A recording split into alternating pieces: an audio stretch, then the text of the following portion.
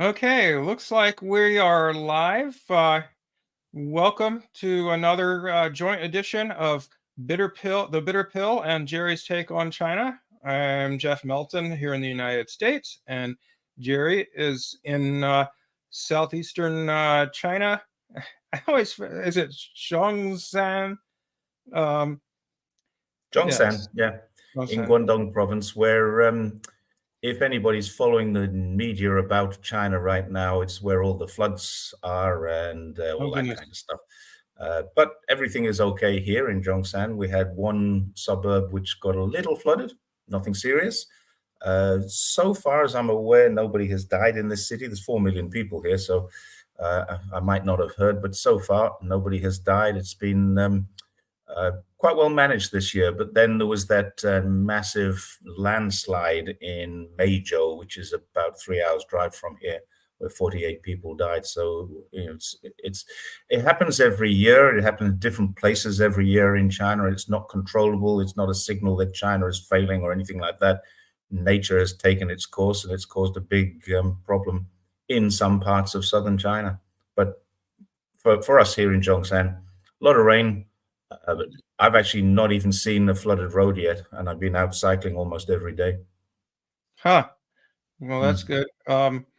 Yeah, we've had quite a bit of rain here as well. I think last month we got more rain in the first half of the month than we usually get for the entire month of April.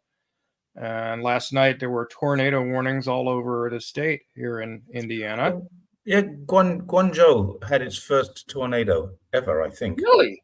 Yeah, Huh. yeah, Yeah, yeah. A that's lot of so people captured interesting. it on video. It was the first time I've never seen or heard of one in China, but a lot of people they got videos of it, and it went through an area of Guangzhou called Huadu.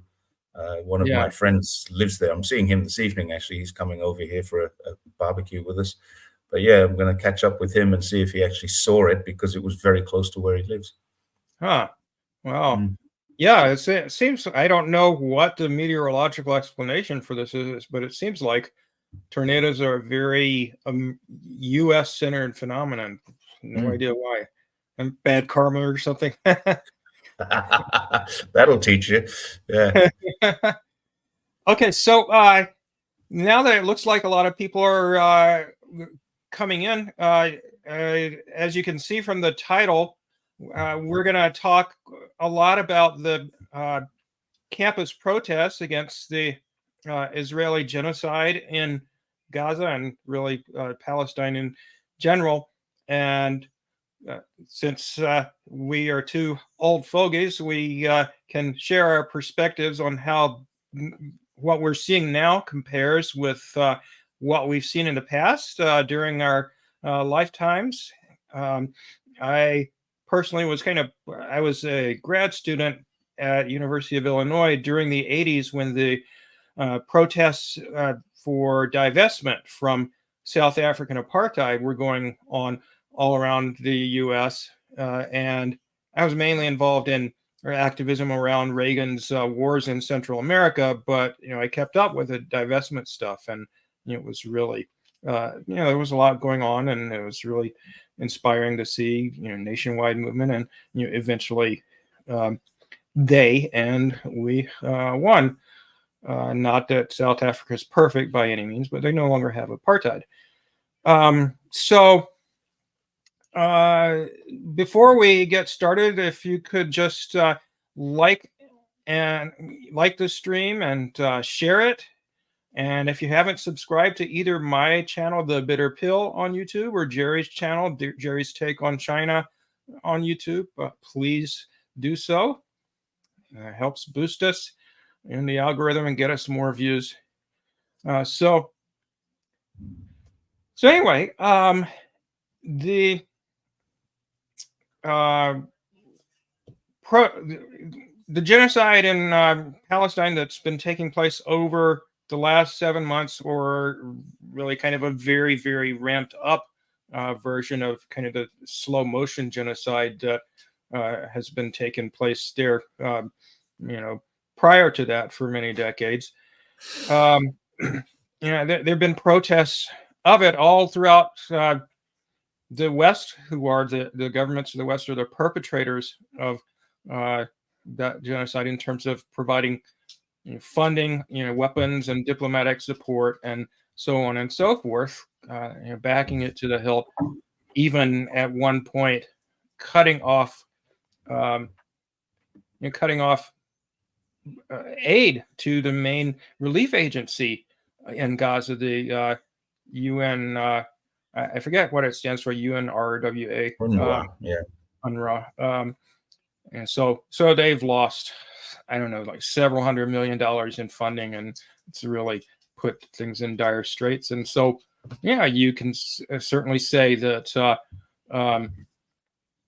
the U.S. and the other Western powers that did this are not just cheering on the genocide from the sidelines, or even sending them what they need to do it, but actively participating in it, helping to cut off food to Palestinians.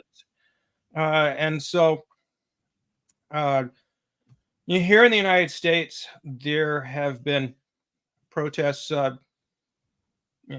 throughout this time, many marches in Washington, D.C. with hundreds of thousands of people, protests by Jewish Voice for Peace and other Jewish groups, basically demonstrating that the allegation that the protests against that criticizing Israel is somehow anti-Semitic is ridiculous, because a lot of Jewish Americans are against what's happening, and now even in Israel there are people protesting against what the government is doing. But I'm sorry, what were you going to say? I was going to say there's a lot of large protests in Israel as well, surprisingly, and we're not hearing about that in the mainstream media, like everything else. But it is on things like Twitter and YouTube. You can find large protests. Yeah. So, as some of you probably know, I'm here, in the hometown of a large college campus, Indiana University, where obviously there is a protest encampment, as there is lots of other places. Let me just show folks a list of all the places that there are protests going on right now, where there have been students pitching tents in the quads or whatever of colleges all across the U.S.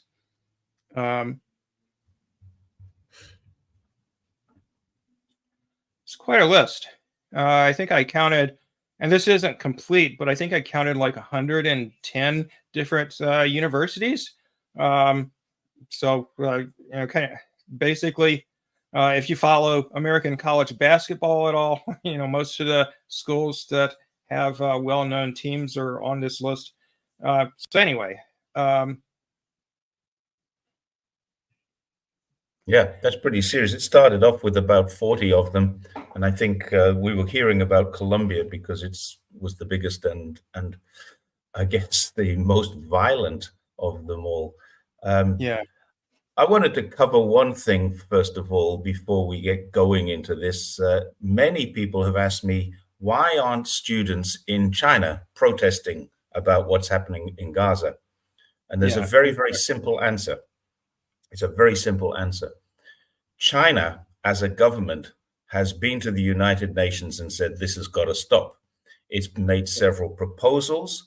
It supports the two-state solution and vocally does so, and has done for many, many years. I think since it was first proposed back in the 1970s, China was on board with it immediately. And China has supported Palestine rather than Israel. China is supporting Palestine. So consequently, people in China are not angry with the government. There's no need to protest because the government and the people are aligned. And this is the only reason. The only reason you protest is because your government is not doing what you think the government should be doing. That's why people protest. It's not about what Israel's government is doing. It's about what your government is doing about it. So there's no point in protesting in China to say Israel needs to stop doing this. You protest because your government is not saying Israel needs to stop doing this. So that's the simple reason. People in China are just not, they're not, it's not that they don't care and they're not concerned about it.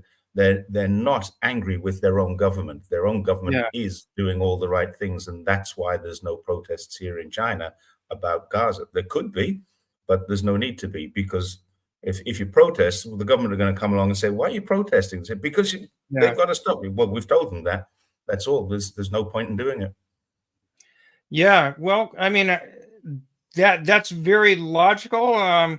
And of course, the flip side of that is that here in the United States, the U.S. government is in every way backing the genocide in Israel, including until very recently when they finally abstained, vetoing numerous ceasefire resolutions that other nations have put forth in the Security Council, where basically one state can block any action through its veto power in the Security Council, as opposed to the General Assembly of the UN, where it's more of a, it's a majority vote.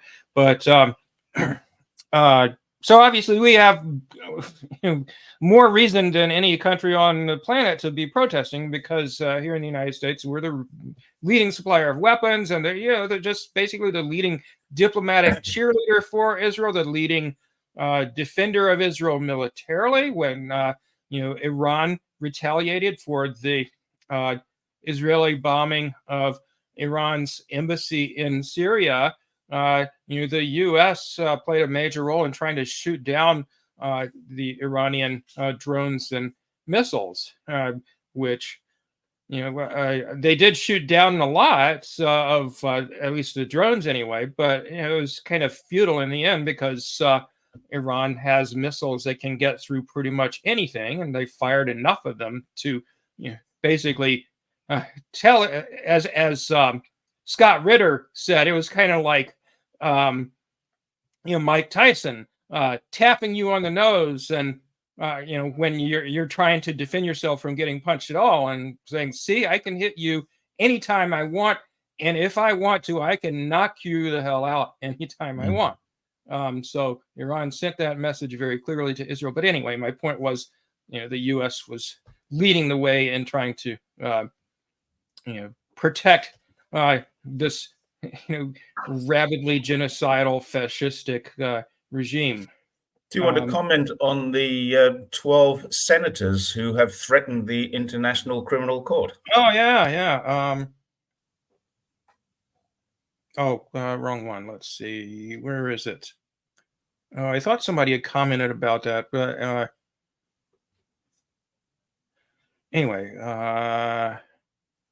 there was a letter sent by Republican senators to, or was it representatives? I can't remember, to the chief prosecutor of the International Criminal Court, which rumor has it that they are going to file criminal charges against Netanyahu, the prime minister of Israel, and various other high-ranking Israeli officials. And so the members, these 12 members of Congress, sent a threatening letter to the chief prosecutor of the International Criminal Court, saying if something to the effect of, if you go after Netanyahu, we're going to go after you. It actually finished with the words, "You have been warned." I've seen the letter. I've seen a copy of the letter, of course, but it finished with the words, "You have been warned." How much more mafia-esque do you get than that? Yeah. There you go, mafia-esque. Yes. Exactly. I think I just made up a new word there. I mean, it was really just something a gangster would say. It was incredible. Yeah. And apparently some politicians in the U.S. have not got it through their thick heads yet that the U.S. can't just order everybody in the world around with impunity anymore. In 2022, the Chinese government made a proposal to the United Nations to restructure the United Nations. And I'm not sure where that's going or what's going to happen with that. But I think that this situation in Gaza is a clear indicator that the current structure of the United Nations has failed in protecting people of the world. It's supposed to stop wars, but it hasn't stopped a single war. I mean, it didn't stop Korea, it didn't stop Vietnam, it didn't stop Afghanistan, Iraq, Libya, Syria. It didn't stop a single thing. It hasn't stopped wars. And even when it's proposed to stop war, like Iraq in 2003, the coalition, I think there was 40 countries in that, the coalition of the willing went ahead and just did it anyway, despite not having UN approval. It really is quite frightening that the whole world is relying on this United Nations to keep peace. Yeah. And it's failed. Well, It's yeah. entirely. As this person says, ICC or the UN in general is a sheriff without a gun. They are structured in such a way, as I said, that the Security Council can basically veto pretty much anything. Just one country, and they, I mean, I guess if they are united in the Security Council, then they can, form a military force a UN military force to keep peace or whatever. But the UN already has a peacekeeping force. America is the largest financial contributor to it, and China is the largest people contributor to it. China has set aside 6,000 soldiers, troops, etc., to be part. So China is doing the right thing there, and so far, I mean, somebody put up a post that said China proposed a UN full membership for Palestine, and of course that got vetoed. And they're all going to get vetoed every time. As soon as they do that, then it makes Palestine into a country, a proper country, which it's not. Hi everybody, we're getting a lot of Cambodia, Australia. Wow, it's great. Yeah. Oh, Cambodia. Yeah. Wow. All over. That's great. Oh gosh, I just lost my train of thought. I was going to say something, but all right. Well, anyway, maybe I should move back to talking about the protests. So yeah, there were here at Indiana University, where I was back in the early 90s, and I'm still here in town in Bloomington. They, of course, were protesting right from the start, and there were a number of clashes between the administration and faculty and students concerned about the situation in Palestine right from the very start.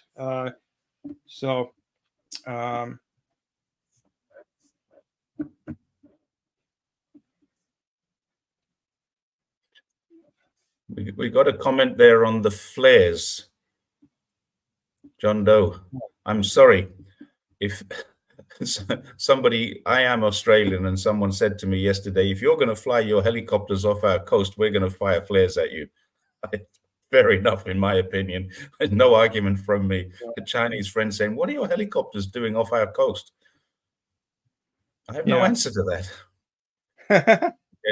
Moving back, that looks like a Chinese guy. Asian student at IU, I guess. So Bryce Green is a grad student here at IU who's been one of the co-organizers of the campus protest movement here, and also writes, well, as you can see there, he's written a couple of pieces for the Electronic Intifada, and also writes for Fairness and Accuracy in Reporting. So he talked about how way back when all this began, after October 7th, Indiana University was already basically punishing people for speaking out about Palestine. So there was an incident where Indiana administrators suspended a tenured faculty member because he invited a speaker, I think Miko Peled, to the university. And they came up with some bullshit excuse about how he hadn't filled out the form for the talk properly or something, and they cancel the talk, and basically because supposedly he didn't fill out the form properly, they suspended this tenured professor from his duties at the university until this fall. So I guess he's lost that much salary. I don't know, but just suspended him from his job. And then there was another incident where a art student was let's see. Oh yeah, here we go. Samia Halabi is an Indiana University alumnus who had an art exhibit scheduled to appear at have a showing at the Ashkenazi Museum of Art on campus here late last year, and the university canceled the art exhibit because it was about Palestine. It's a fairly safe bet that a Palestinian artist is going to make art about Palestine, isn't it? Yeah, you would think. And so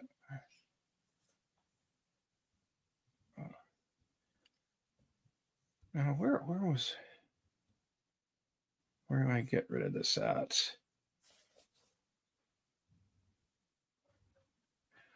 Of course, Columbia got in on the act of repressing campus protests as well. There were a number of speakers that they canceled, and they suspended campus organizations that were involved in organizing the anti-Israeli genocide protests, Free Palestine protests. Jewish Voice for Peace, their campus chapter, and also Students for Justice in Palestine, the Columbia chapter of that, were suspended. And of course, the rhetoric all along was that these protests are anti-Semitic. It's anti-Semitic to criticize Israel and so forth.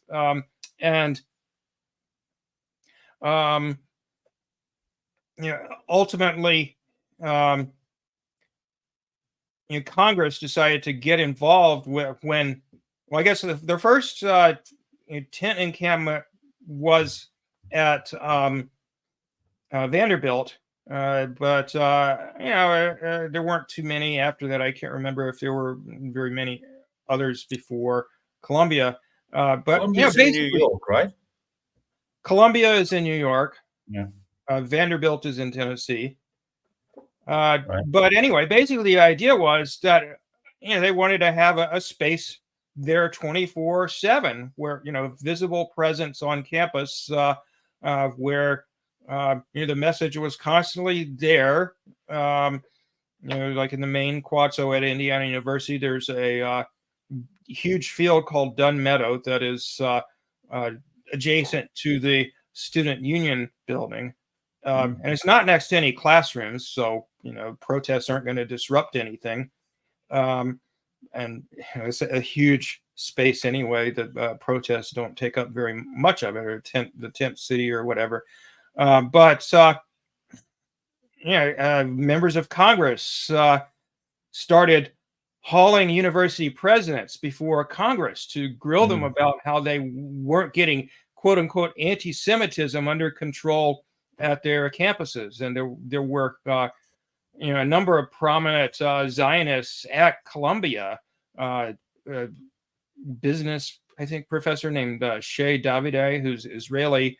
Hillary Clinton's a professor at Columbia, and there were a number of others. And there are also some famous pro-Palestinian folks at Columbia University.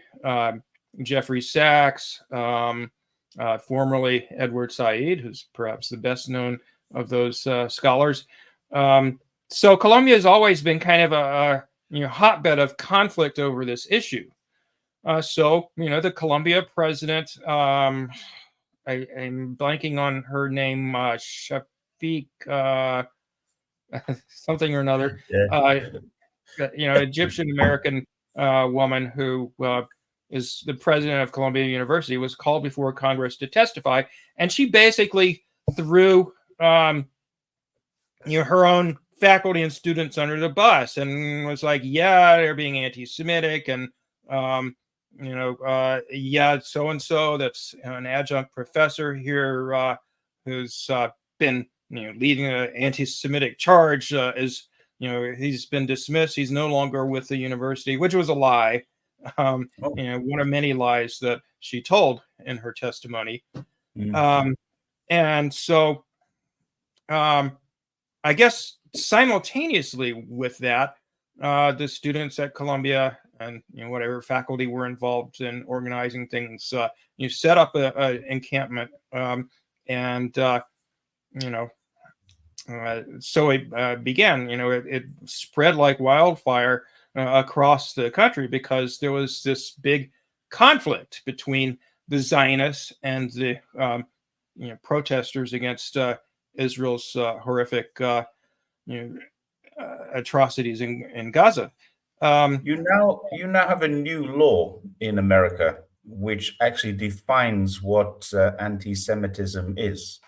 And this is something that I'm a little surprised to see, but in all honesty, I'm quite happy to see it, because this is what China does. It says you have freedom of speech, but you can't say this, you can't do this, and you can't do this. You have the right to assembly and protest, but it must be peaceful, and you must talk to the people who are sent to talk to you. Now, it's constitutionally guaranteed that if you protest, the government must listen to you.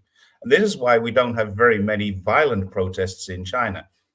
Everybody, when I say this, everyone says, what about Tiananmen Square? Okay, well, yeah, that was a violent protest, but it wasn't for about 12 weeks.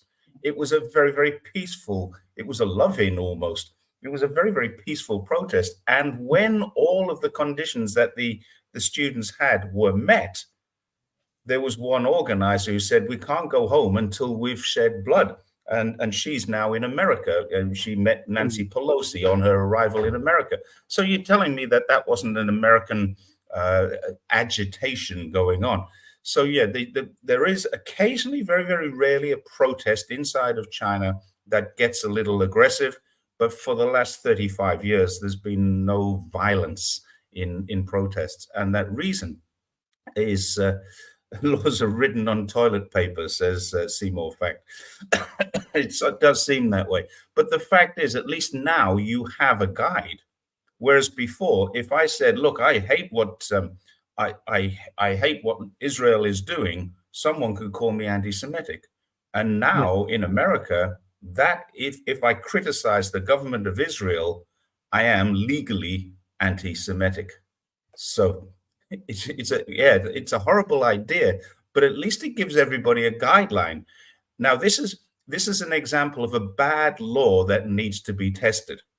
So when you write a law like this, people are going to go out there and break it just so they can take it to court to fight it on a legal standpoint and then get it kicked out. Because in America, you do have a separation between this governance and the judiciary, which your Supreme Court in America will presumably throw this new anti-Semitism law out of the window, because it is a complete farce. You can't say to people, you can't criticize the government of Israel. Why not? They're doing something wrong. Criticize them. Yeah, of course. And, of course, in our Constitution, the U.S. Constitution, the First Amendment of the Constitution guarantees freedom of speech and, assembly and so forth, freedom of religion and many other things, with very few exceptions. So basically, you can't advocate violence, threaten somebody, but you can say just about anything else. And yet there have been all these cases in U.S. history where the government has, not the courts, of course, but the Congress or the president have enacted laws saying, oh, you can't say this or that. You can't be against World War I, and we're going to throw you in prison if you protest against World War I. And they did so. And Eugene Debs, socialist presidential candidate from right here in Indiana, Terre Haute, Indiana, spent years in jail, simply for protesting against World War I. He got over 1 million votes for president while he was in prison in 1920. I remember that. I didn't know he was local to you. I don't think you remember that, but well, I mean, I don't remember. I remember reading about it. So, yeah, a guy in prison. Well, because it's been topical more recently with Donald Trump possibly going to prison, and he could win the presidency from inside a prison. The U.S. of Israel. Yeah.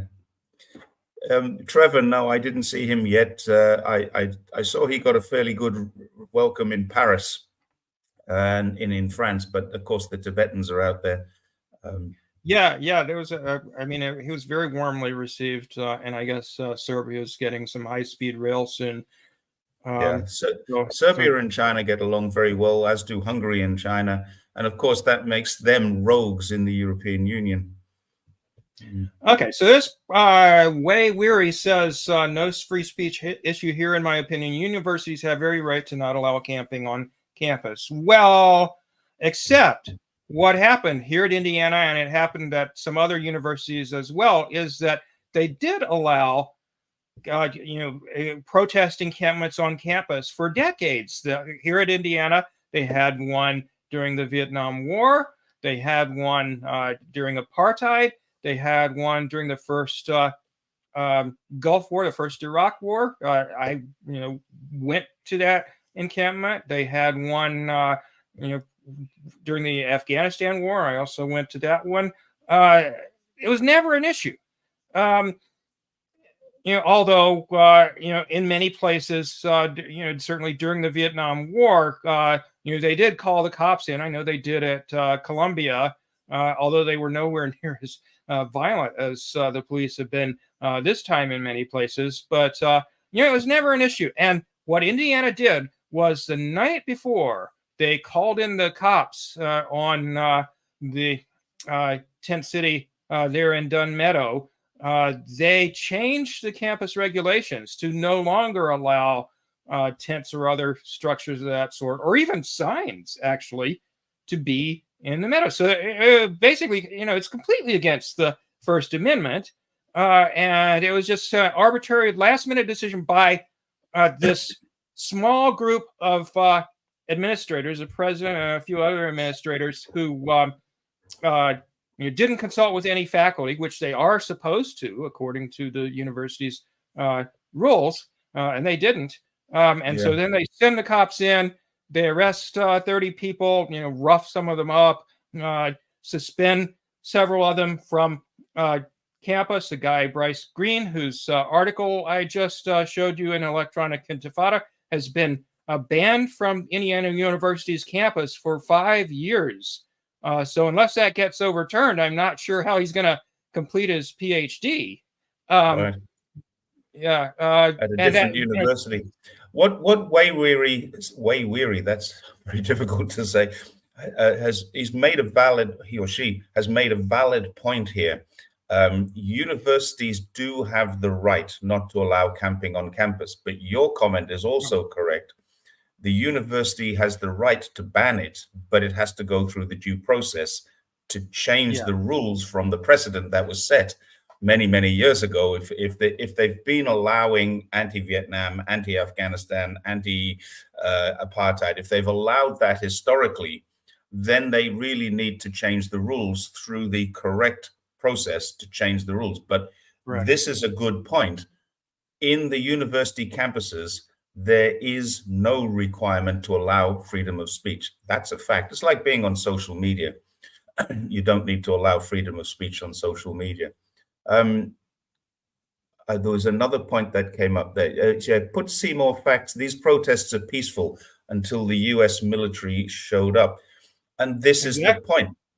This is an excellent point, because if you just leave them there, they're going to listen to their music, they're going to dance, they're going to chat, they're going to have meetings, they're going to shout out, yeah, we protest, blah, blah, blah.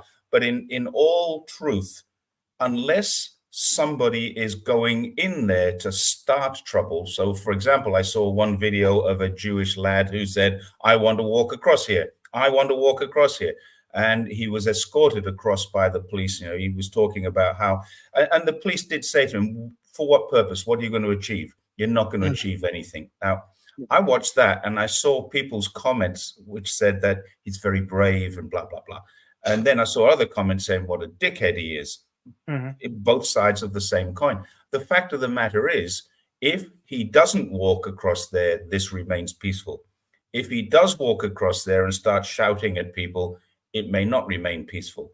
And you've got 10,000 people camping and you've got one guy wanting to start trouble. What do you do if you're a police officer? And I used to be one. You remove the person who's causing the trouble. And then they say, I'm being arrested. I'm being arrested for exercising my freedom of speech. You're not. You're being arrested because you're just about to get your head kicked in and we're saving you from yourself. It's a breach of the peace that's being prevented. That's what we had to do as police officers. If there's 100 people there just about to kill one person because he's an idiot, then you remove the idiot. You can't remove the 100 people. Military armor. In pretty much every case, the idiot or idiots were the Zionist counter protesters. To my knowledge, there hasn't been a single incident of violence other than defending themselves when they were getting physically attacked by the protesters against any counter protesting agitators or any incidents of anti-Semitism. There was an incident at Northeastern University in Boston where a student tried to get the crowd of protesters to chant, kill all Jews. But he was holding an Israeli flag when he said that, so it was pretty obvious he was, a plant. Agitating. Yes. So he was trying to get them riled up, and didn't succeed. And they told him to get out of there. Private property doesn't get exception to the U.S. Constitution. A private institution does. It does. The right of freedom of speech does not apply on this platform, for example. We don't have freedom of speech on YouTube. And it's the same. You come to my house and you start talking about things I don't like. There's no issue with freedom of speech in my house because I say, can you not talk about that? And if you continue, I ask you to leave. You can't say, oh, you're denying me my right to freedom of speech because it's my house. It's my property. I dictate the rules. And the same thing applies. Now, I know, John, you did put up that they get their funding from the federal government and therefore should be open, but they don't get all their funding and there are exceptions. And lots of these universities are public universities. Not private. They are funded by the government. And even at the private ones, the students, that's their home. They're paying thousands of dollars a year to live there. So how can you say that, as many of these administrations have said, how can you say that the students are trespassing on their own campus? That's absurd. So John Doe has just put up that the difference between personal property and private property, where there is public access. Now, don't get me wrong here. I'm not saying what's right and what's wrong. I'm just saying how it is. The people who are in the campus walls, inside of the campus walls, are not on public property. They're on property that has public access. And this is it's up to the lawyers to decide. It's not up to us to decide what's right and what's wrong. But the fact is, the university can say, we don't want this to happen inside of our campus. Flag waving can be dangerous. There was a British member of Parliament, Suella Braverman, I think it was, and she was Home Secretary a couple of years ago. Oh, not that long ago, about 9 months ago. She actually wrote a letter to the commissioners and chiefs of police to say that waving a Palestinian flag should be considered an offense. Because if you wave a Palestinian flag, and I don't know why she allows that, why she doesn't allow that, when she did allow the waving of an ETIM, the East Turkestan Islamic Movement's flag, which is actually a designated terrorist organization. And she allowed that, but she wouldn't allow the flag of Palestine, which is recognized by the United Nations. Yeah. So anyway, the incident this person is talking about, some pro-Israeli woman tried to claim, and there was video of the incident, although it wasn't really that clear what happened, but it was clear enough that you could say nobody intentionally stabbed her in the eye or hit her in the eye or anything. Maybe she just got in the way as someone was walking by while they were carrying a flag. That's what appears to have happened. And so, the pro-Israel people, the Zionists, made a big deal of this and said, "Oh, look, the protesters are violent." And of course, the violence is coming, from, well, obviously from Israel. Students not only can't protest or attend classes at Palestinian universities. I mean, there's no university for them to go to. They've all been blown up by Israel. All, yeah. And of course, the reason those students are protesting is because Israel has murdered tens of thousands of people and made 2 million people homeless and is starving half the territory and of Gaza and so on and so forth. That's why they're protests. So whatever, even if all the claims that the Zionists have made about the protests were true, it still pales into comparison to what Israel is doing, and most or all of them are not true. But it's amazing how many different excuses the administrators at these college campuses and their defenders have come up with for why these protests, can't be allowed.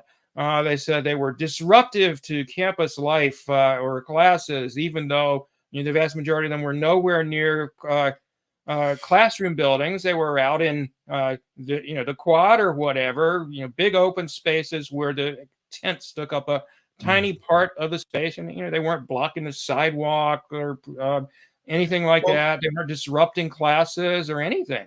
There's a bottom line here, Jeff. The bottom line, and there is a bottom line here. In other protests, these are acceptable. In anti-Israel protests, they're not. And that is where something needs to be sorted out. We can't sort it out. John's absolutely right here. And we're all on the same side, John. I'm not arguing or debating. And I agree that this shouldn't happen, but it does happen. And you'd need to see what the individual charter of every university says about this before you can comment on it. I don't know what the charter of Columbia University says. It may very well be that Columbia are acting absolutely within the law, or it may be they're acting absolutely outside the law. I don't know. So I'm not arguing about this. I'm just telling it as it is. You don't get the right of freedom of speech everywhere you go. The government gives you the right of freedom of speech, but platforms like this don't have to. But even Trump, not Trump, what's his name? Elon Musk says he gives freedom of speech, but doesn't. He doesn't have to. Okay, but the issue beyond that is that even if we grant that private universities have the right to restrict protests on their campus, not allow tents or whatever, the violence of the response to this, where the police came in and beat people up and tear gassed them, and at Emory University they shot rubber bullets at them. At Washington University in St. Louis, presidential candidate Jill Stein and many others were assaulted by cops with their bikes. At Emory University, the cops shot rubber bullets at protesters, which, of course, although they're called rubber bullets, they can potentially be lethal, or at the very least, they can break your arm or something like that. The only danger that these protests, that was associated with these protests was, the cops, and also in some cases, particularly at UCLA, the Zionist counter-protesters. So at UCLA, there were a mob of about 200 pro-Israel people that physically attacked the demonstrators, tried to beat them up and tear gassed them and maced them and shot fireworks at them, and just on and on and on. here at Indiana, they played. There was a pro-Jewish organization that had a fraternity-like house, or is one, across the street from the encampment, and they played very loud music until very late in the night, a lot of nights. And I forgot to mention, Indiana, as well as a number of other universities, had the cops bring in snipers. There was a sniper on the roof of Dunn Meadow, and the cops pulled their guns on people. At Columbia, a police officer actually shot his gun inside the administration building when the cops were making their arrests. And there was just, I mean, fortunately nobody's died so far, but there's just been an incredible amount of violence against I wonder these. how many people. I wonder if right at the very beginning, Huang Tua said it was Kent State University that changed the path of the Vietnam War. And I'm not sure if that's absolutely true or it was changing anyway. I mean, I wasn't even around. I was around, but I wasn't following that. I was in the UK. But certainly it gets to a point where people start dying in America before things start happening in other places in the world that America is supporting. Well, I mean, it's pretty sad. Go on. Yeah, I mean that may have been part of what turned the tide, but I mean, the bigger picture is that there was just a lot of dissent all across the country, and is today. Like the poll came out just the other day, finding for the first time that the majority of I'm not sure. Talk about the Constitution there. Yeah. This is a good question. This is a very good question. As a former police officer, I can give you the answer in the UK anyway. If you have a trespasser, you do have the right to remove that trespasser using what's called minimum amount of force necessary. So you can say to the trespasser, I'd like you to leave, and they leave. That's the minimum amount of force. If you don't say that and you just pick them up by the hair and pull them out, you've assaulted that person. If they say, I'm not leaving, you can grab them by the arm and you can pull them out, because that's the minimum force. If they start to kick you and you put them into some kind of a hold so that they can no longer kick you, it may be you are literally picking him up or her up and turning them upside down and carry them off. That's the minimum amount of force necessary to avoid an injury to yourself or someone else. So it's a very, very tenuous word, minimum amount of force necessary. Basically, that's what it means. It means you escalate it if they escalate. But what's happening in America is the escalation is starting. These guys are all, they look like they're just about to take Desert Storm. They're on their way to Baghdad, but they're not. They're going in there because a bunch of beatniks are having a party, and they're going to remove them. And they're going to remove them with the maximum amount of force necessary by the looks of it. Yeah, exactly. Very inappropriately over the top levels of force. And again, the issue of how exactly are students, particularly if it's a public university, how exactly are students trespassing if they're protesting on the campus of their own university in a space that has been historically the site of protests for decades and decades. There's precedents there. Yeah, they have the right under those precedents. They have the right. Hi, Kevin. Dating back all the way to the civil rights movement. Dunn Meadow has been a site of campus protests here at Indiana University. In theory, from now on, it can no longer be the site of campus protests. But I'll bet you it's allowed if it's not against Israel. It's the tents that they claimed were the problem, which, I mean, that's a ridiculous claim, but that was their claim. So they haven't said that they can't protest. And by the way, last I checked, the tent city is still there. So, basically what's happened at a number of campuses is the cops come in and arrest a bunch of people. There were 30 arrested or something like that the first time here, and another 25 or so the second time. they take the tents down, or take them, and then the next day or a couple of days later, this protesters come back in and set up the tents again. So they're very persistent. Yeah. And the universities are equally persistent. They there was a case at University of Southern California where, as it so happened, the valedictorian at University of Southern California was a Palestinian American woman, or I think Palestinian American or Arab American at any rate, and they banned her from giving her speech at the commencement ceremony, and of course people were quite unhappy with that. And eventually they just cancel the whole ceremony. They I guess at many universities they have individual graduation ceremonies, like with each particular school or department or what have you. But the main ceremony where they have the pomp and circumstance of the speakers, they cancel that, and they have it a number of other places as well.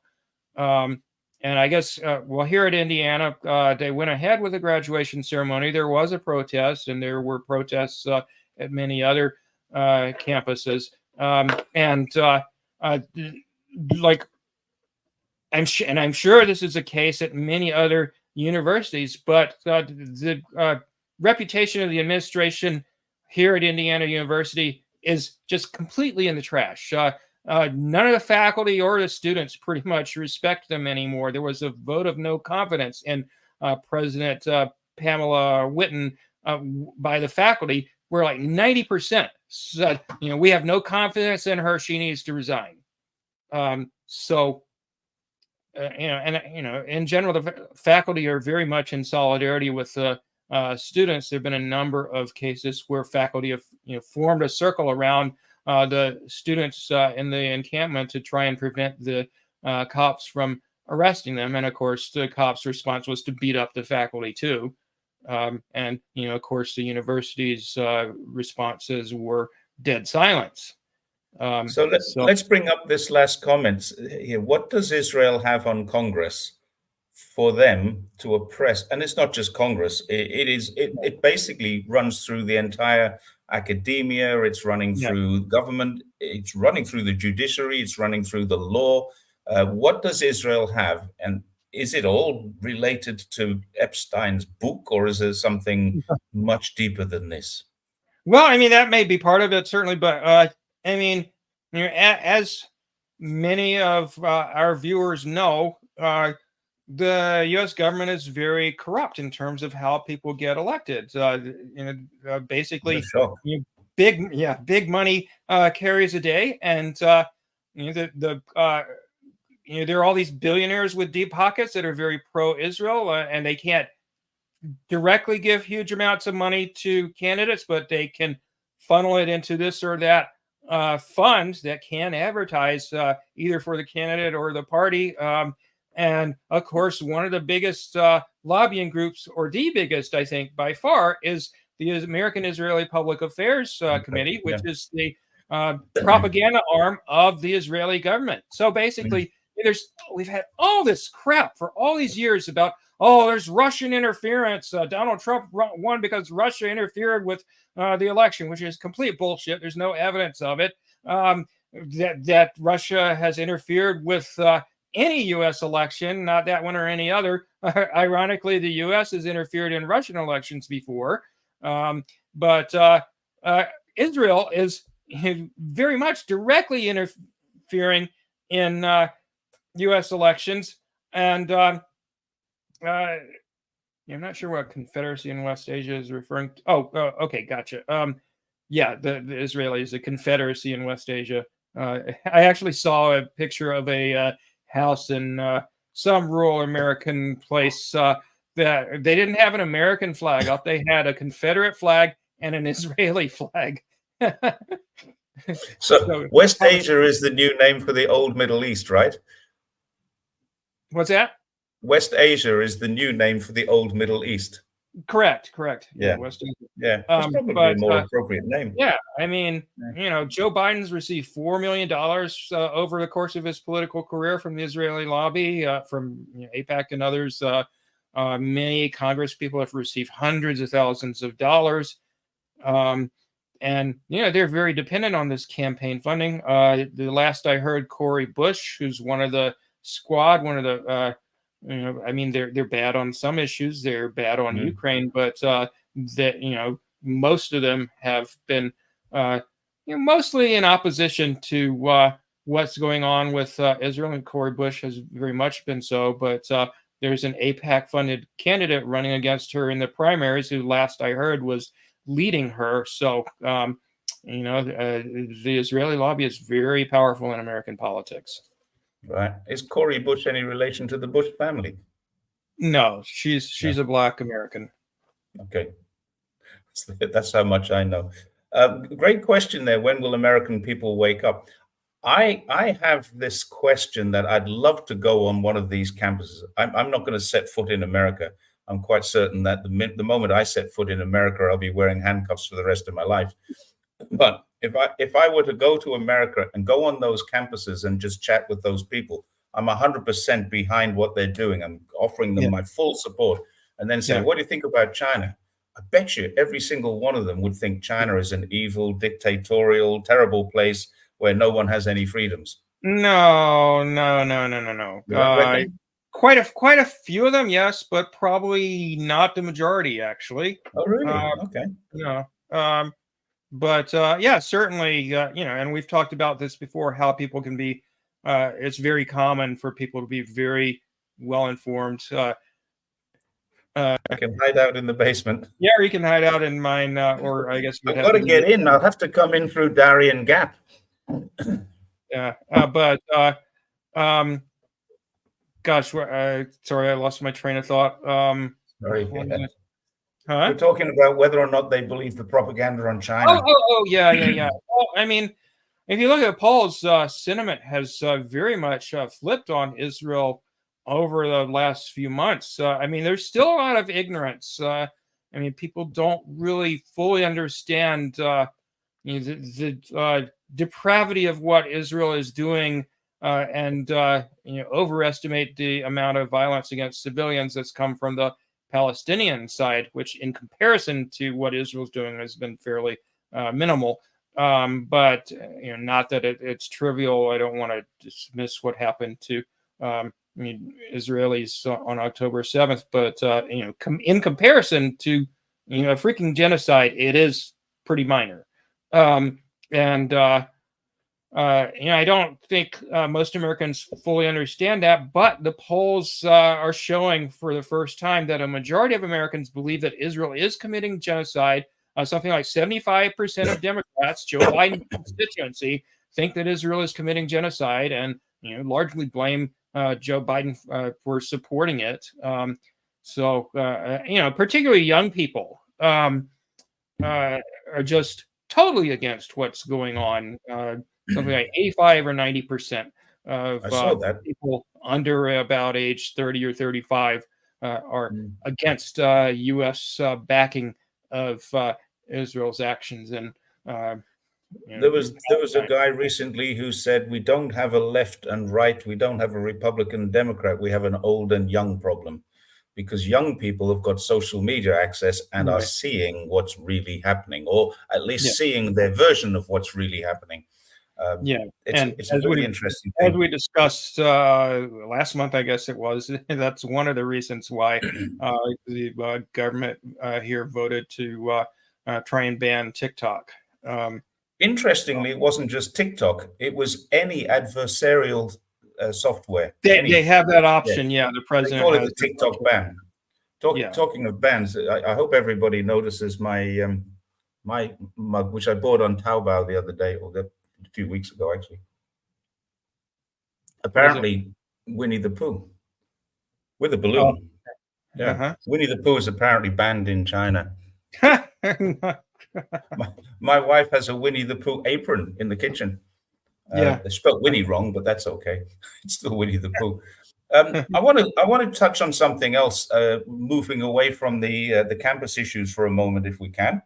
Do you well, know one thing what's going? before we get to that, I did want to get your take on, just comparing the, because you've talked about this before, and I want to get your take on it in this context, comparing the level of authoritarianism that we're currently seeing from forces here in the U.S. versus China. Like, would the Chinese government do anything remotely resembling this level of violence against people who just strongly disagree with something the government is doing? We could go back to two events in history and say that the Chinese government do know what they're doing in protests, and they do know how to act when they need to act. The first one was Tiananmen, of course.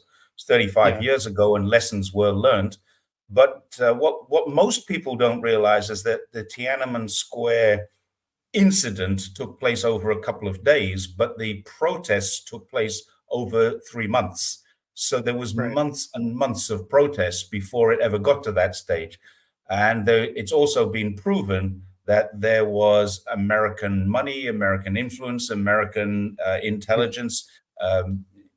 George Bush Sr. was CIA at the time, and he was in Beijing just before it happened. There's a lot of factors that indicate that this wasn't an organic movement inside of China. So let's put Tiananmen Square aside.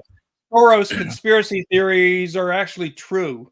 Oh, Soros was there. He put in a lot of money. There's no question about that. Yeah. This is not a conspiracy theory. These are proven facts now. Well, it took a long time. Conspiracy theory can be proven true. It's a theory, then historical events or evidence can prove it true. Okay. I don't know if you saw, speaking of Soros, that people are accusing Soros of funding the campus protests. You know how much it costs to get a tent at Walmart? That is the most common tent you see at these protests. $30. I saw someone on Twitter saying this must be organized because they've all got the same tent. They all went to Kmart and bought the cheapest tent they could get. It's $30. Kmart's out of business, Jerry. It's Walmart. Okay, Walmart, wherever. There's a couple of questions here. I want to bring in the VPN one, John Cronk's VPN one. But first of all, let me finish the protest thing. Okay. Hong Kong is a great example. Hong Kong is part of China. The Chinese mainland police were not involved, although I have every reason to suspect they were, but there's no evidence to say that they were. But Hong Kong police managed that very, very well. Very little in the way of police violence. Nobody died at the hands of the police, not one person, which is pretty. A lot of violence from the protesters, though. Well, I'm going to come back to that because after we finish talking about America, I want to talk about Hong Kong. China had protests towards the end of the COVID lockdowns. We were not locked down, but many people think we were locked in our houses for 3 years. Nothing of the sort. I went on a 7-week cycling tour during COVID. I went to 40 different cities during COVID. So let's put that aside. There were protests inside of some of the campuses. What happened was the students were saying, we don't like, they didn't ban TikTok. That's a different story. Bring that one back so I can remember the VPN one. Can you bring that one back? Oh, yeah, sure. I do want to address that. What happened in the COVID conflict? Is that the right word? No. There were protests in about 40 different cities. There are over 700 cities in China. 40 different cities had protests, and it affected a very, very small number of people. But the government went and listened, and the government said, okay, we're going to take some action on this, and the people went home. That was it. The most serious event that happened during the COVID crisis, during the COVID lockdowns, was that a group of students who were fed up with being online turned up at their school when the school was closed, and the police did a terrible thing. They sent them home. That's it. They went home. And they went home after the head of the campus, the dean of the school, I guess, came out and talked to them and said, okay, this is what's going to happen, and explained what needed to happen, what needed to be done. They all said, okay, thank you very much. And they all went home. That was it. That was how protests are dealt with. So now let's look at this, John. There's a misunderstanding here. Almost no sites in China are banned. The BBC is banned in China because CGTN was banned first in UK. So CGTN UK now exists as CGTN Europe and still has an office in the UK. And they're still operating, but they're banned from broadcasting. Their license was revoked inside of the UK. Fortunately, there's a European Union law that says they're not banned, and so they can broadcast from the European Union and the UK can watch it. But the VPNs are not illegal. VPNs are perfectly legal. They're allowed. What is illegal is trading VPNs. I cannot sell my VPN or sell access to my VPN to other people.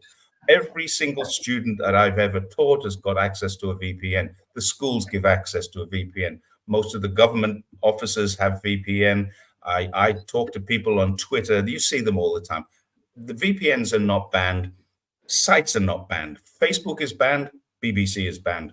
Facebook was banned because in 2009, riots in Tibet and Xinjiang were organized on Facebook. The Chinese government said, can you give us the information that we need to prosecute people guilty of murder? And Facebook said, no, we're not going to do that. So Facebook got banned. Now, all Facebook needs to do is provide the information and they'll be unbanned. Twitter is not banned. YouTube is not banned. Google is not banned. Microsoft Bing is operating perfectly normally inside of China. I can use it all the time. It's not banned. Now, why are they not operating without a VPN? Because they choose not to operate inside of China, because China has a law that says if you operate in China, you store Chinese data inside of China and you allow access for criminal investigations under the normal judicial process. We go to the court, we get an order, we come to you, you give us the information. And they say, we're not prepared to do that for an authoritarian regime. So that's why they're not open. They're definitely not banned. I'm on YouTube now. I'm not using a VPN because I'm on StreamYard, and StreamYard is not banned. It's open in China. I am on StreamYard. My VPN is switched off because it works better without a VPN. So that's the situation. That's the reality. VPNs are not banned. Operating an illegal business on a VPN, yeah, that's banned. If you want to operate a sex business, if you want to be seditious or treasonous or treacherous, if you want to do things that are illegal, they are banned. But the VPN itself is not. You can go to China Mobile and order a VPN, and they will give you one. And it'll be a Chinese authorized VPN, which won't allow you onto some sites like the BBC because it's banned, and it won't allow you onto pornography because all pornography is banned. That's not to say there isn't any. There's plenty, but it's illegal. It is illegal. So that's the situation with VPN. VPNs are allowed everywhere. VPNs are not banned. And the intent of the law is to make sure that China has a clean and relatively well-informed rather than misinformed internet media environment. So there we go. Okay. Next point.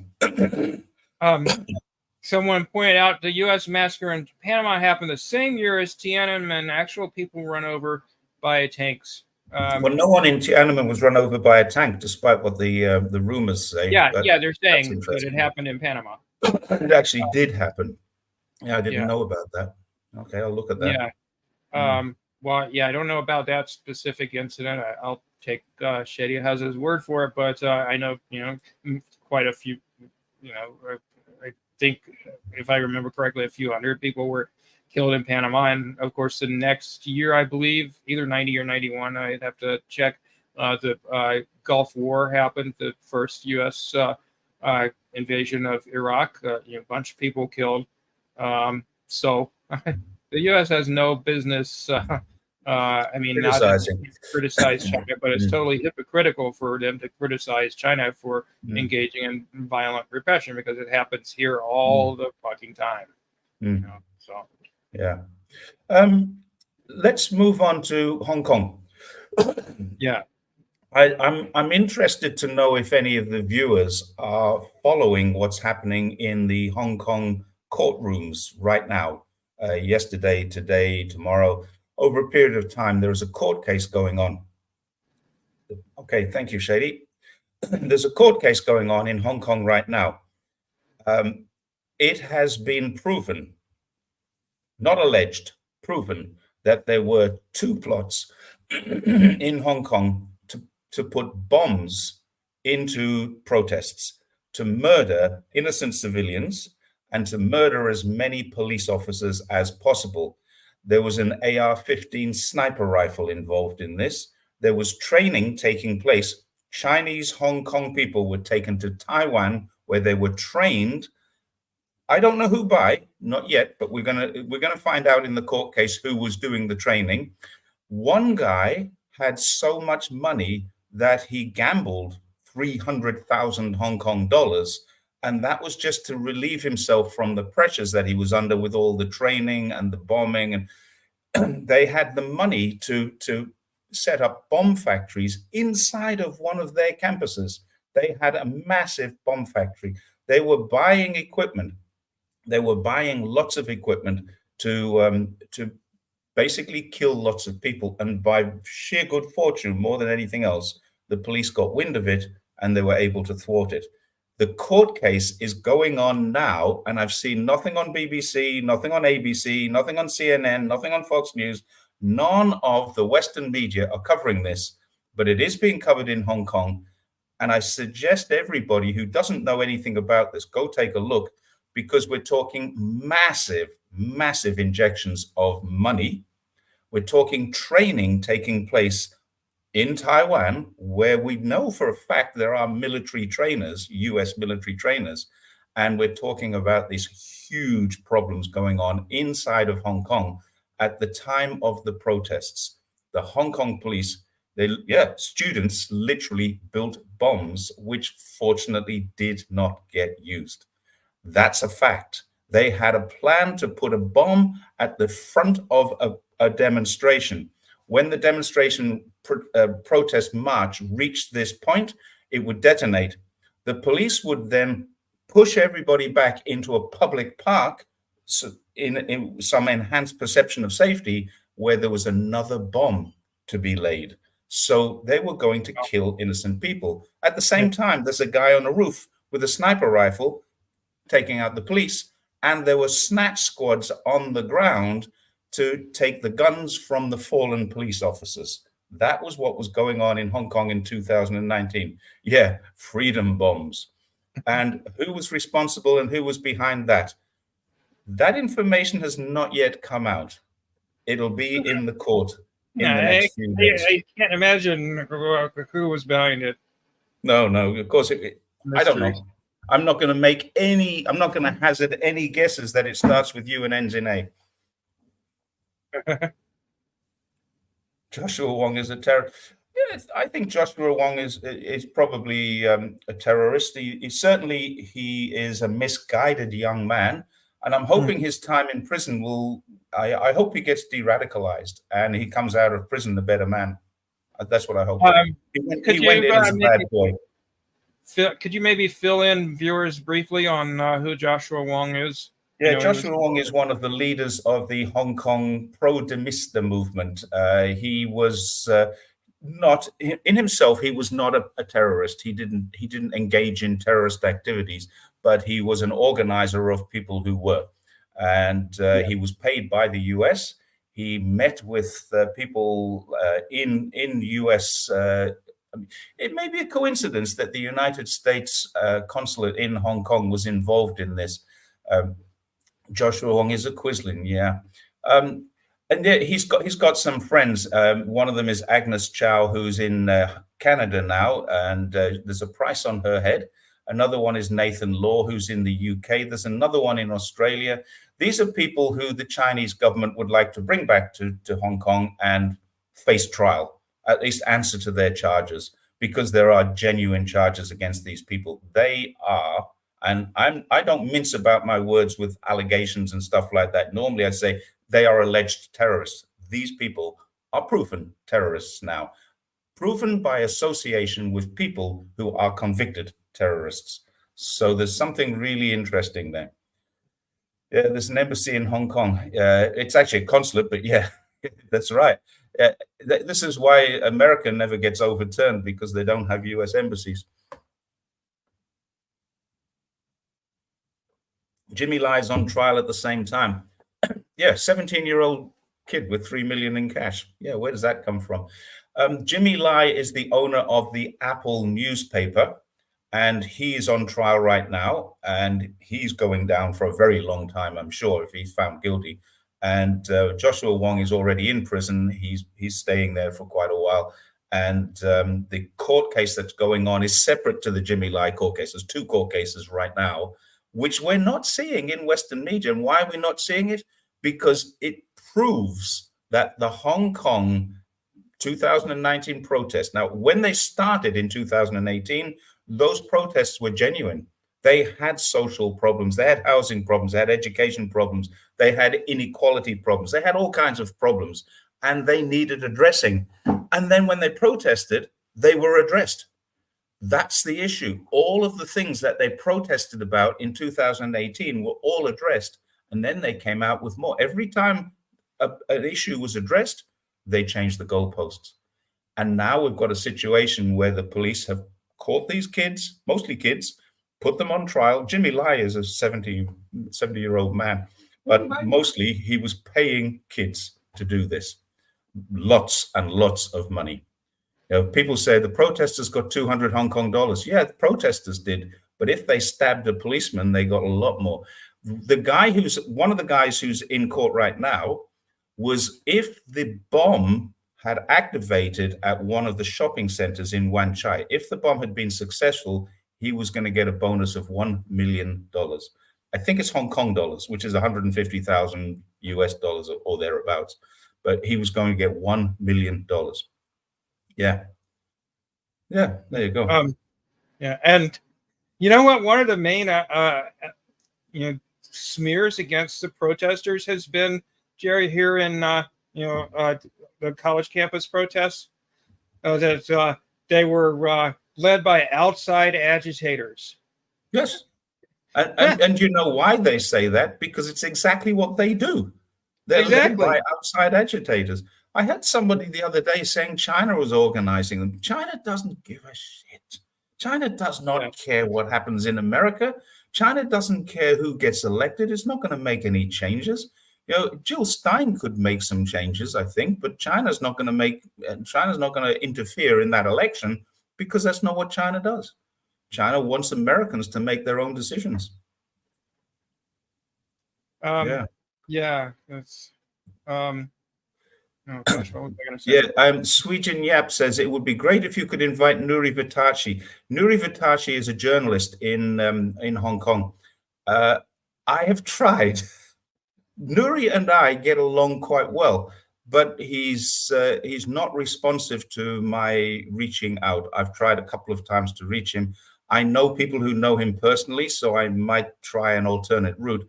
But Nuri has cited me many times. He's actually read one of my articles on his show. He has a YouTube site called Friday Every Day. One word, Friday Every Day. Let me put that up. Yeah, if you could put that up, because I can't put this up. Friday Every Day is Nuri Vitachi's YouTube site. And it's a media outlet. He runs an independent media outlet called Friday Every Day. And it's very well worth following. He's a brilliant writer. He's a Sri Lankan-born British, and he's been in Hong Kong, I think, about 40 years, a long, long time, decades in Hong Kong. And he quite openly admits that he used to be part of the anti-China narrative. Then he got involved in the Hong Kong protests because he was supportive of what they were trying to do. This was back in the 2018 days when Hong Kong had some genuine issues. So then he did that. Then he realized, hang on, we're being manipulated here. We've got what we wanted. Now things are changing. This is not, he used to take his kids out to the protest. His family would go out for the day to protest to make things better in Hong Kong. And he was anti-China. He's not now, because he now realizes, and this is a guy who worked in the system, he realizes the system is corrupt. He's worked in media. He's worked for the BBC. He's worked for the Telegraph. He's worked for the Guardian. He's worked for many different media outlets. Nuri is awesome. I agree. Could not said that better myself. In fact, I did just say it. Yeah. Can I just share a few of the more amusing claims that have been made about the protests, the college protests? I mean, Sure. it's hilarious, some of the stuff that folks have said. Let me, not that one, but this one. So here's somebody mocking what they're saying. They say this really could not be more simple. Forcibly occupying private space is illiberal coercion, not protest. Imagine dozens or hundreds of people sitting in at a business, a department or drugstore perhaps, and refusing to leave unless their demands were met, not to be tolerated.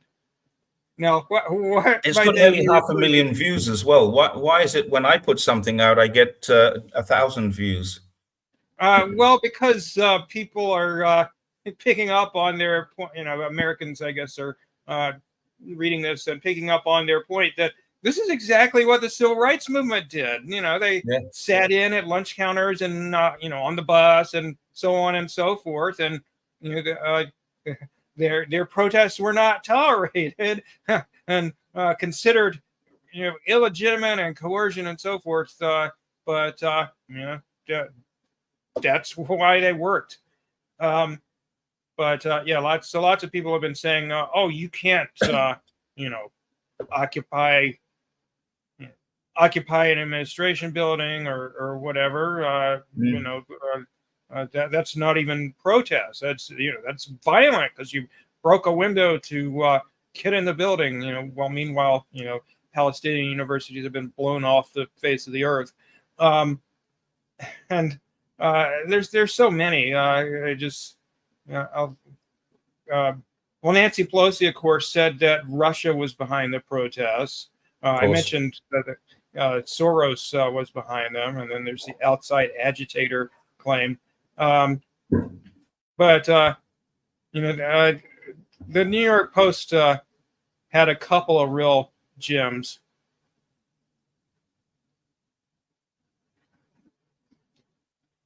COVID shutdowns and isolation to blame for pro-Palestine protests, experts say.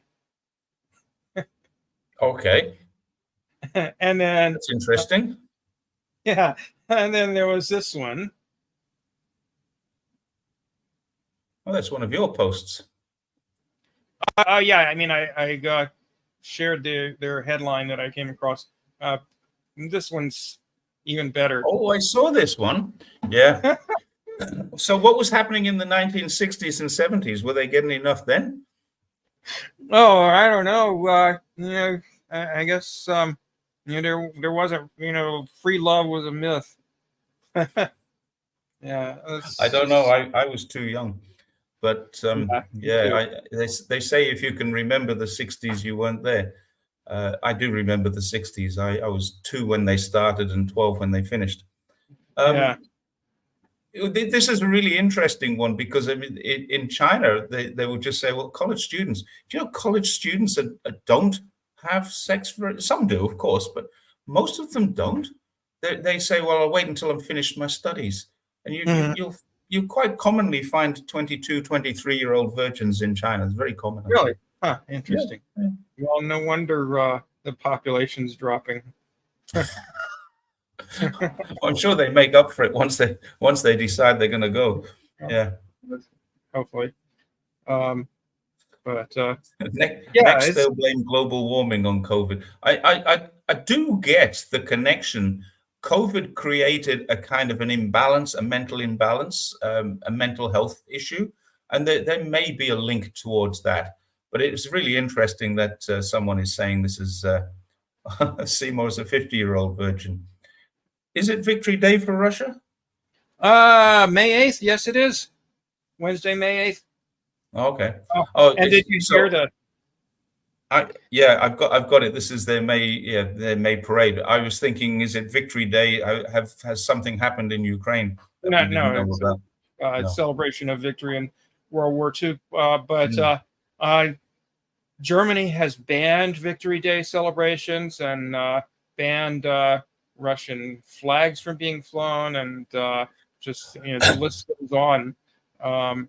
They can't have anybody praising Russia for beating the Nazis because, of course, Nazism never completely went away in Germany.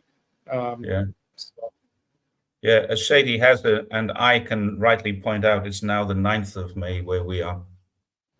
Okay, so John Doe says, what victory they defeated in Germany, but not Nazism? Well, I mean, that's true, but I'm not sure how they could have. For one thing, fascism was supported by so many other countries besides Germany, including, of course, the United States, which protected Nazis as much as they could. Spirited them away to the United States, where, among other things, they were involved in developing this U.S. space program to Latin American countries. Quite a few of them are in Canada. They're everywhere, including in Germany. Well, let's bring this point into a more modern context and say Israel are currently trying to defeat Palestine. They can kill all the people in Gaza. They're trying to. They can kill all the people who identify as Palestinians, but they cannot kill the ideology of the people of, for example, Hamas. They say, we're going to destroy Hamas. They're not. They're never going to destroy Hamas. It will just come back as something else. You cannot destroy that. You can destroy the people. You can destroy the buildings. Same thing in Germany. Why don't China and Russia have this problem? I'm not sure about Russia, but China has a meritocracy. You cannot get to the top without being popular, because you need the support of your peers. You need to be dragged up from above. You need to be pushed up from below. So you need to be efficient. You need to be popular in order to be elected. If you are corrupt, it's very hard to be elected, because people say, I'm not going to vote for that guy. He's corrupt. I'm going to vote for someone who's not. But you also need to be very, very good at your job. There are corrupt people. There's no question about that. But it's very, very difficult to be systemically or systematically corrupt inside of China now. You can be individually corrupt, but it's very, very difficult to have a corrupt system in China right now. And the reason why China doesn't have this problem of people like that in great power is because they're removed. There is an organization, and people don't realize this in the West, the National People's Congress has the power to remove the people that they appoint to manage the country. This really is a proletarian dictatorship. That's what China is, according to its constitution. Yeah, that's what I was going to bring up. He's asking, why don't China and Russia have this problem? And I would say, number one, both China and Russia had proletarian revolutions, and even in Russia, where that was eventually rolled back, there's still a legacy of that there. And number two, neither China nor Russia has ever been a colonial or settler colonial power. The United States is a settler colonial as well as colonial country, and so they have that legacy, a centuries-long legacy of violence and corruption. That's going to have lasting effects. On the other hand, China and to an extent Russia have a legacy of doing various good deeds, defeating Nazi colonialism, more so than any other country did, and having had a sort of socialism for many decades. Then it was overturned, and they had an era of Wild West capitalism for about 10 years, and there was a strong reaction against that. So it went into under Brezhnev. After Brezhnev, it went into this American-style unfettered capitalism, and the inequality gap just grew exponentially. So you had very, very rich oligarchs, and you had very poor people. China is doing all it can at the moment to narrow that. The Gini coefficient in China is getting smaller every single year. And in America, the Gini coefficient is getting larger. What that means is the gap between the haves and the have-nots, the rich and the poor, is widening, whereas in China, the gap between the rich and the poor is narrowing. And there are still very rich people in China, and a lot of them as well. I mean, you just walk out of my front door, and I guarantee you'll see a Porsche within a couple of minutes. You'll see a Maserati within half an hour. You won't see many Lamborghinis or Ferraris, because I think people just don't like them. They're a bit ostentatious. But the Maserati sedan car, very, very nice. Maseratis and Porsche SUVs, there's lots of them here. BMWs are 2 a penny, Mercedes-Benz. There's plenty of money here. But the efficiency, the Gini coefficient is narrowing all the time. And every single year it gets a little bit smaller. So what that means is the middle class is getting bigger, much bigger. The middle class of China now is bigger than Europe and America's population combined. That's what happens when you have a good managed city, a good managed country. Yeah. And speaking of that era of massive inequality and oligarchs, corrupt oligarchs running the show in Russia during the 90s, Jeffrey Sachs gets a lot of praise these days, the Columbia economist, because of course he's critical of of Israel and he takes the Russian side in the Ukraine war. But one thing people seldom remember is that he was one of the economists who was behind the crashing of the Russian economy in the 90s. I have extremely mixed feelings about Jeffrey Sachs. And not to mention he pushes crazy conspiracy theories about the origin of COVID. But aside from that, he helped crash the Russian economy in the 90s. Couple of points. The speaking the truth, the middle class in China, it was 400 million. It's heading towards 800 million now. It's going to be the largest middle. It already is the largest middle class in one country anywhere in the world. And there's another comment there on the Gini coefficient. It is skewed, and it has made China look more unequal. But the reality is China is a very egalitarian society now. When I came here in 2004, it was quite rare to have a friend who had a car. Now it's very rare to have a friend who doesn't have a car, and some of them have 2 and a motorbike. They've still got a motorbike, which they've kept for years. So I mean, just the fact that people are now driving their own cars. We have freeways and highways all over the place, dotted around. They built 177 kilometers of highway. Forget the roads in the cities and towns. This is highway. What the British call a motorway. Some people call it a freeway. But the toll roads that go into city, the 177,000 kilometers of them. So it's basically China has invested in itself, and the results are very, very significant and very visible. Oh, I didn't know that. Because they're cheaper. This is another thing. There's no overcapacity and there's no subsidization. They're cheaper because they have a reasonable profit margin. And Jack was subsequently he's wrong on COVID and climate. I don't know enough of his COVID and climate. But he's quite good on China. What did he say about climate? I don't know. John maybe can tell us.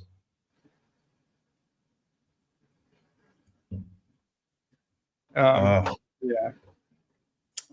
guess Sachs pushes the theory that it came out of the U.S. somehow. Right. But quite a few people who are good on many issues are caught up in pushing this or that conspiracy theory. This particular one reflects badly on China, of course. I'll let the science. Yeah. Follow Jeffrey. He's honest, Jerry. Your guest's not. Okay. He's not my guest. I'm his guest today. So I don't know, Evan. I don't know, and I can't say because I watch Jeffrey Sachs occasionally when he speaks on Russia, when he speaks on China, and I've seen that he is pretty honest on that. I don't know what he's talking about when he's talking about Wuhan or COVID, or I've never seen any of that. So I'm interested in what he has to say about China. I'm not honest about, because I'm just stating, what Jeffrey Sachs's positions are, and I and what my opinion on his positions is. He is against Israel's genocide. He's against the fascistic nature of the Ukrainian government, and he's a conspiracy theorists when it comes to the origins of COVID. And, Well, if you look at the science about it, there's no evidence. There's one thing that I would say about him. There just isn't. Because of his position, he's better informed than we are. So he may know stuff we don't know. About what? He's better informed than we are. He's sat in on committees. He's chairman of a couple of committees that relate to COVID. He knows stuff that we don't know. I'm not arguing. I'm not even going to enter a debate about this because I don't know. But he must have access to material that we don't have.